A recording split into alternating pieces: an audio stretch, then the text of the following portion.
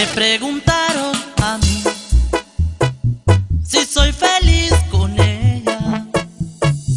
Respondí que peleamos, mas muero de amor por ella.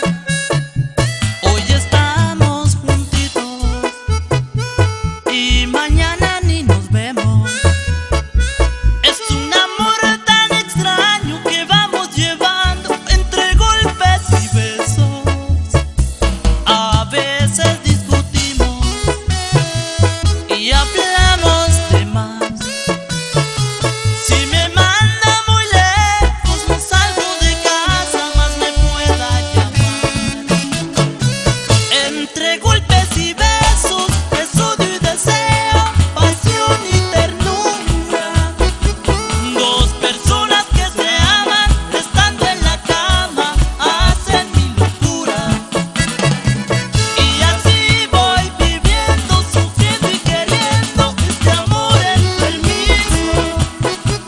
Mas si me falta ella, mi mundo sin ella no tiene sentido.